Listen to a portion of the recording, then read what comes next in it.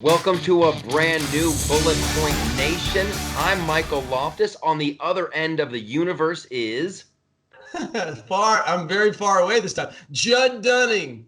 And if you're like us, you can't find hair care products that work without going to a specialty store.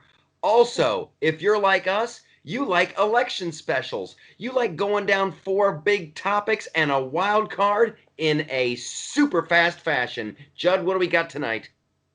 We got 4 timers. We got but 2 minutes and a buzzer with our producer in the house. We have 4 bullet points and a wild card. Bullet point number 1 is election home stretch. We're coming around the third, sliding into the plate. Bullet point number 2? Bullet point number 2 is Biden laptop crime time.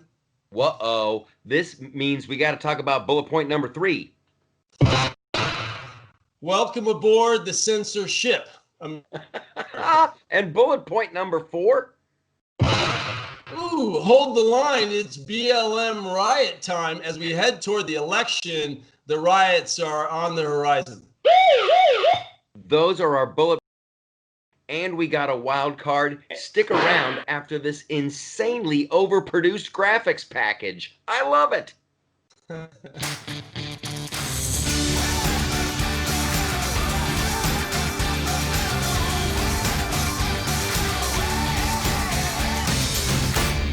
Okay, Judd, here we go. It's Bullet Point Nation. We got 4 topics. We got a wild card. How much time do we get per topic?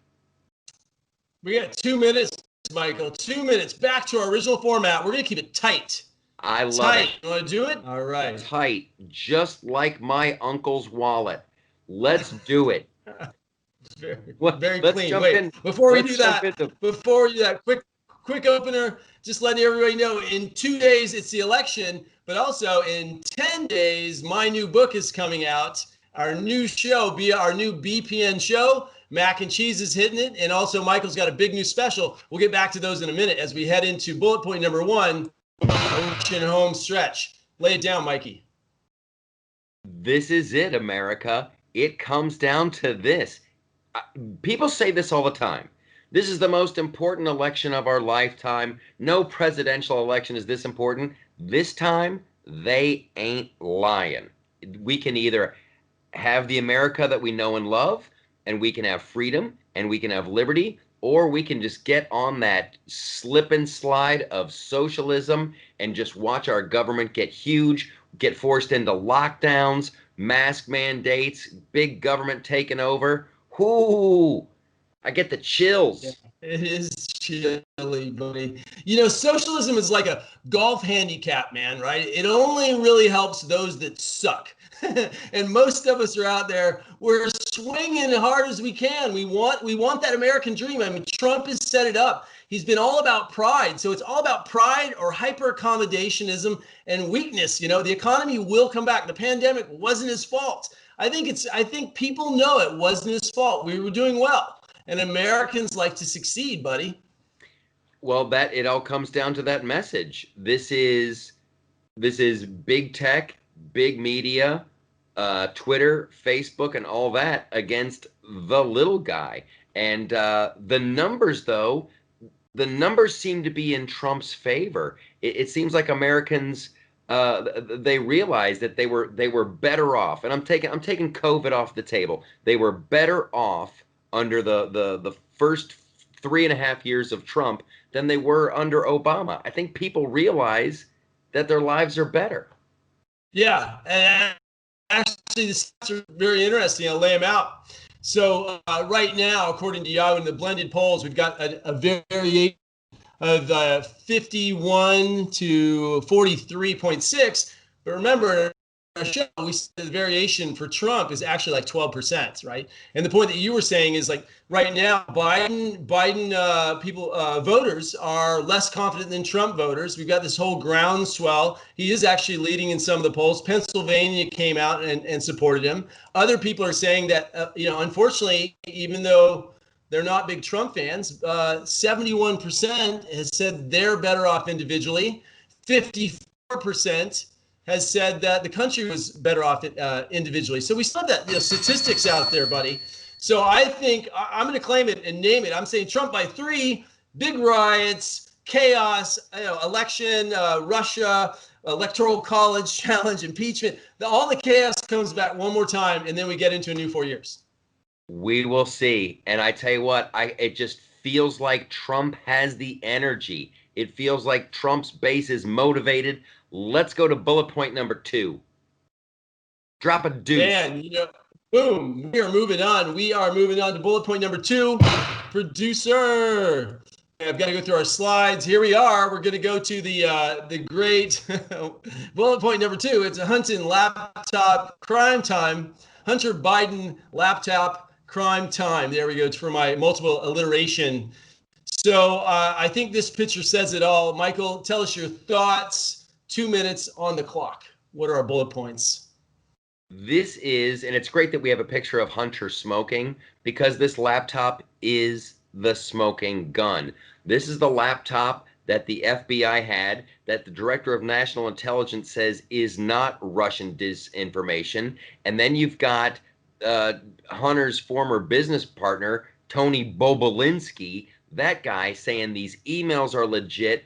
I have more paperwork. I have text messages. This should have stopped the Biden campaign in their tracks. This is outrageous. The story is outrageous. And of course, we all know how the game is played. You put Hunter, okay, Hunter, you're at the Ukraine, you're in China, you get the big paycheck, you get the tens of $millions, and then you give me Daddy Joe, Sleepy Joe, you give me my cut. So Joe Biden can stand on stage during the debate and go, I never took a penny.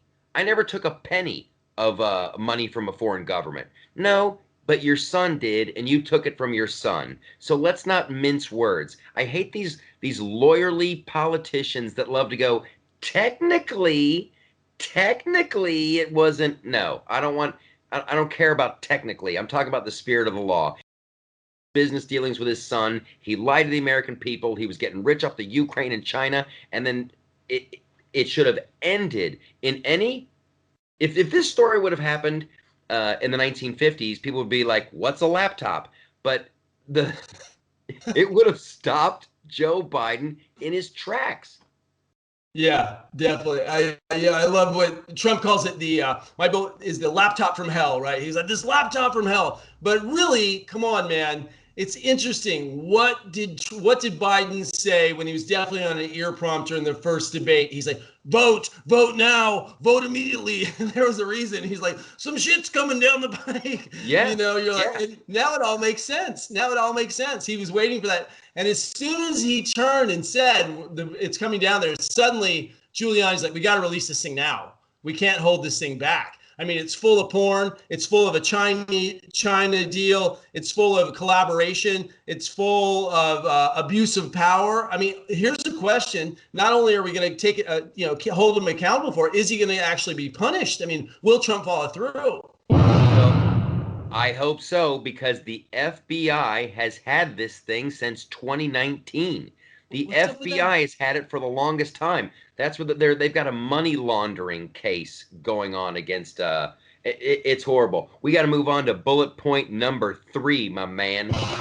We are back to old school. Can we lay down the bullet points, America? In 2 minutes, Michael Loftus, Judd Dunning, what matters? What do you have to know, yo? Here we go. Moving on to point number 3 is, here we go. We said we call this welcome aboard, and come on, hop on the Censorship America, which is actually completely run out of control right now. I mean, they're inhibiting hashtags in the election. There are 4 things the government has to protect. It's like they have to protect freedom of the press. They have to protect the rights of the reporters. They have to look at the information. They have to protect the elections. At this point, the information and elections are completely embroiled. We've never seen this before. It's abuse after abuse after abuse. Even our show. This is the biggest thing about the election. I mean, first of all, hopefully Trump is victorious, the American people, the silent majority rises, but all that great stuff. But when you have big tech, Twitter, Facebook, the media, They all let that the Russian collusion story go. They let that go for 3 years. For 3 years. And when they were all wrong, they didn't say boo about it. And for them to censor the New York Post and try to keep this story from getting out about Hunter Biden's laptop, that's the truly frightening thing. This is the truly, because listen, it won't stop with this election. If big tech, if they can sway enough American voters to vote for the wrong candidate, to want you to vote this way, if they can convince enough Americans to do that, where they win the White House and the House and the Senate, what will they do next? What will they do next? This is hopefully know about the story, and the censor and the clampdown of the story didn't work, because they have to get busted up. They have to get busted up. This is far worse than anything Russia did in 2016. This is election meddling. It's not good for anybody. It's scary. The irony is that big government Democrats that they're actually defending, if they get into office, are going to abuse power even more. So that's the point, right? I mean, conservatives, we're going to lay off, we're going to lay back as much as we can. But Section 232 is coming out. They're going to do the digital platforms and elections interference talks shortly, right after the election. And I say it's antitrust time, and we have to protect our information. But who are we, like North Korea? I mean, look, I liked Facebook when I used to use it just to fantasize about my old high school girlfriends. That was effective social media for me. But now it's like global domination. Well, it'll be interesting to see if any of this moves forward if Biden wins. If by some crazy chance Biden wins, why would they change? Why would they change Facebook and Twitter? All right, bullet point number 4. Holding the line on time. Michael Loftus from the East Coast in sunny New York, right? What is it like? It gets dark at like 3 there now. Okay, so moving on to our next point, our last bullet point. There's 4 bullet points in a wild card. Red, blue, magenta, bullet point nation. Okay, so we're going to move into hold the line. It's BLM riot time. Serious issue. 2 days to go on the elections. BLM's coming out, threatening even a White House lockdown. Michael Loftus. I saw a tweet from Wolf Blitzer on CNN today, and he's like, look at Washington, D.C., and these stores boarded up. Everybody's worried about the violence. How has it gotten this bad, America? Like that, I'm paraphrasing, but he's like, what has happened to us? And I'm like, save me the crocodile tears. CNN, NBC, MSNBC, all of them, when they covered these peaceful protests where they were burning down cities, they're like, yeah, it's mostly good. You covered for these anarchists for months.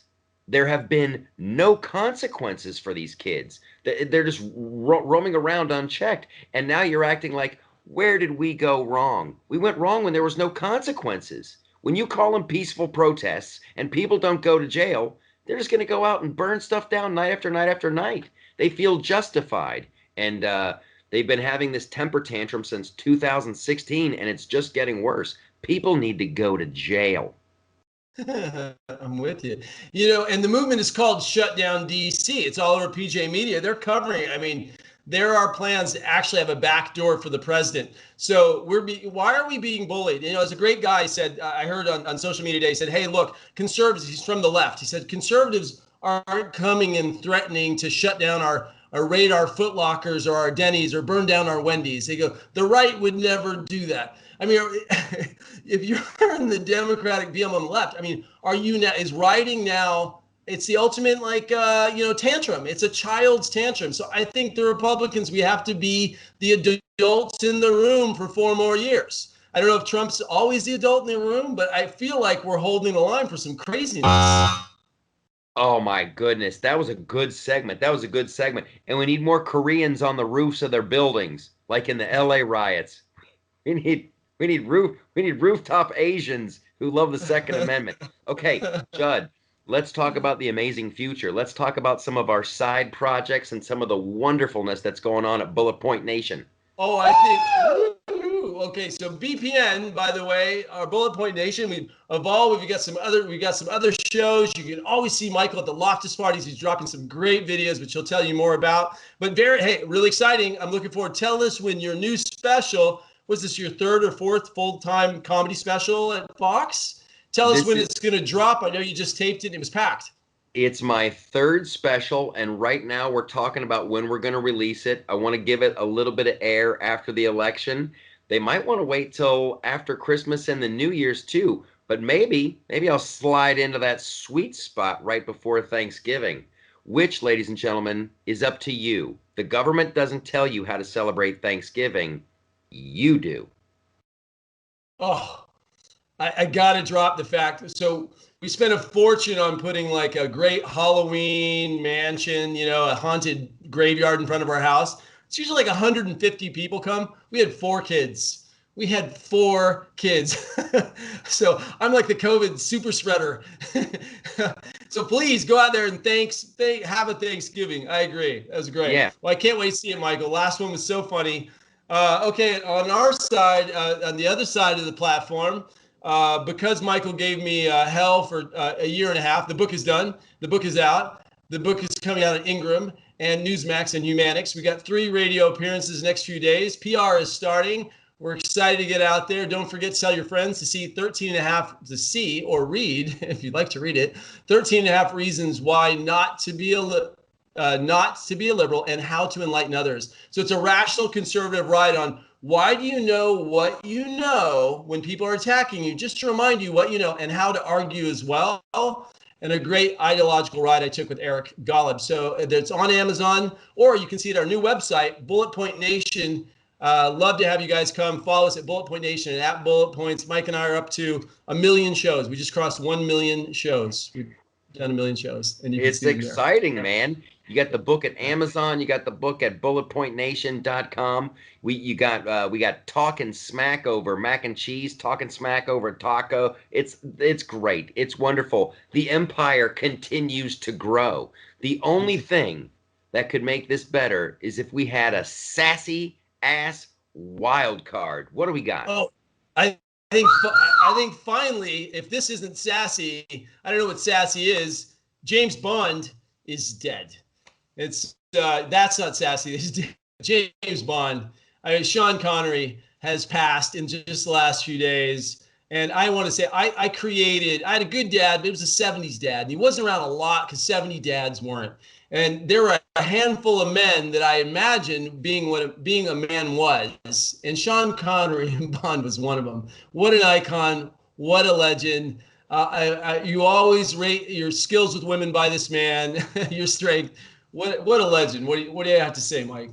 The only beef that I have with Sean Connery is that he's not American. That's the only thing. I wish he was American. I want that dude to be in our Hall of Fame because he's a Hall of Fame guy. Like in every level. He didn't grow up with money. He was in the service. He did odd jobs. He became a bodybuilder, then he became an actor, and then he walked away from James Bond. He walked away from it and had an amazing career. And then I respect, some people can't let go. Sean Connery knew, you know what? It's time to walk away. I've done my work here. And he kind of he faded into the background.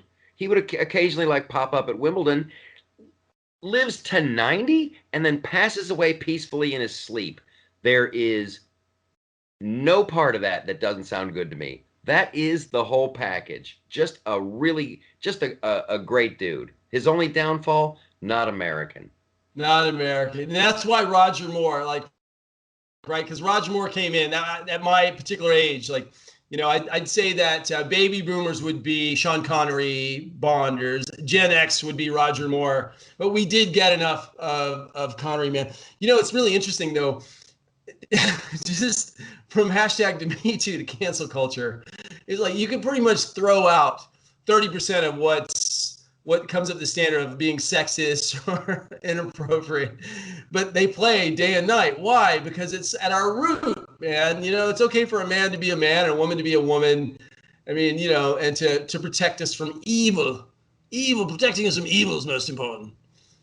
Loved it, dude. Loved Yeah. it. Yeah. Well, we got to say goodbye to this guy. Got to say goodbye to this icon. And speaking of icons, it's time for us to end the show. And I wanted to say, with my icon friend Michael Loftus, superstar of Fox and the Right, today's message is vote for Trump. Get out of the Matrix. So if you're out there and you watch our shows and all the work we've done, I just want to say individual liberty and freedom is a mindset you have to protect constantly and vigilantly. Vote for individual freedom. Don't get lost in principles over personality and personalities over principles. Protect America. Michael? Get your news from multiple sources. Get your news from multiple sources, and then you will find the truth. And the truth, bitches, will set you free. Yo. We can't top that. So we're going to take it home. Take us home. We'll see you guys next week on Bullet Points.